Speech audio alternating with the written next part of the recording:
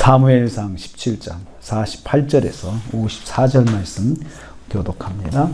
오늘 말씀은 다윗이 골리앗을 죽이고 이스라엘이 승리하는 것을 내용으로 하고 있습니다. 다윗이 골리앗에게 돌을 던져 쓰러뜨렸습니다. 48절, 49절입니다. 다윗과 골리앗이 마주 대할 때에 다윗이 골리앗을 향하여 빨리 뛰었다라고 했어요. 빨리 뛰며 손을 주머니에 넣어 돌을 가지고 라고 했습니다. 덩치 큰 골리앗을 상대하는 다윗이 할 수 있는 최선의 공격의 방법은 빨리 뛰는 것이었습니다. 빨리 뛰어서 골리앗의 공격을 피하는 것이었습니다. 잽싸게 움직이는 거죠. 이어서 주머니에 있던 돌을 물매로 던졌습니다. 날아간 돌이 골리앗의 이마에 박혔습니다. 이마에 돌이 박힌 거구에 골리앗이 땅에 쓰러졌고요.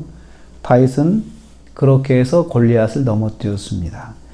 다윗은 자신이 할 수 있는 최선의 방법으로 공격했습니다. 그러자 역사는 하나님께서 이루신 것입니다. 빨리 달리고 자기가 있는 돌을 던지고 그것이잖아요. 그것이 다윗이 한 것입니다. 성도는 자신이 할 수 있는 최선을 다할 때 하나님께서 최고로 역사하십니다. 우리가 할 수 있는 것으로 최선을 다해야 합니다. 그럴 때 하나님께서 역사하십니다. 다윗이 골리앗의 칼로 골리앗을 죽였습니다. 50절 말씀 보면 다윗에게는 칼이 없었습니다. 사실 완전 무장한 골리앗을 상대하는 다윗에게는 무장이 없었습니다. 아무것도 없었습니다. 그런데 단지 물매 막대기와 돌 5개 뿐이었습니다. 다윗은 자신이 던진 돌을 맞고 쓰러진 골리앗을 향해서 달려갔습니다. 그리고 그의 칼을 빼어 죽이고 그의 목을 베었다 했습니다. 골리앗의 큰 칼은 자신을 죽이는 도구가 되고 말았습니다. 골리앗이 그렇게 의지했던 그 큰 칼과 큰 단창들, 이러한 것들은 골리앗을 보호해 주는 것이 아니었고 골리앗을 죽이는 도구가 되었습니다. 골리앗이 의지하던 칼이 골리앗을 죽이는 도구로 사용되었던 것입니다. 칼을 의지하고 하나님을 모욕했던 골리앗은 칼로 망하게 되었습니다.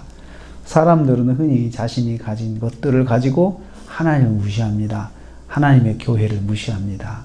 또 하나님의 교회를 공격합니다. 그런데 그것은 곧 자기들을 죽이는 도구가 된다는 것을 알아야 합니다.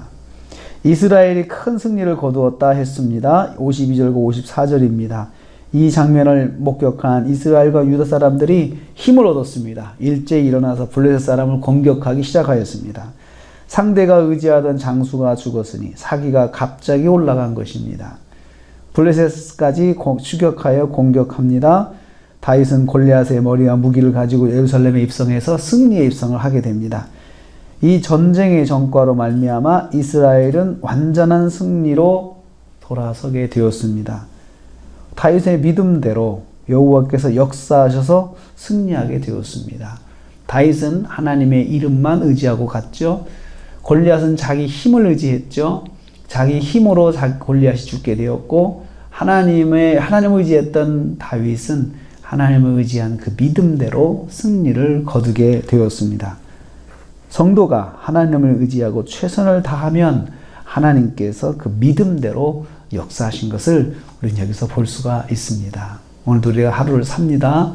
우리의 믿음이 하나님을 의지하는 것이냐, 아니면 내가 가진 것을 내 힘을 의지하는 것이냐, 이것을 우리가 잘 한번 생각을 해 봐야 됩니다.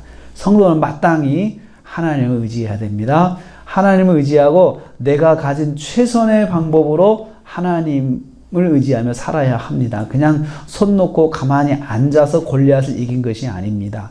다윗이 자신이 가진 것을 가지고 최선을 다할 때 골리앗을 이기도록 하나님께서 역사해 주신 것입니다. 그 돌을 던졌을 때 돌이 어떻게 이마에 박혀서 골리앗을 쓰러뜨릴 거라고 생각을 했겠습니까? 그러나 그건 하나님께 맡기고 골리앗을 상대했던 다윗을 우리는 보게 됩니다. 방법은 하나님께 맡기고 결과도 하나님께 맡기고 내가 할 수 있는 최선의 방법으로 살 때 하나님께서 최고로 역사해 주십니다. 오늘 하루 최선으로 살아서 최고로 역사하시는 하나님의 은혜가 있으시기를 주님의 이름으로 축복합니다. 하나님 감사합니다.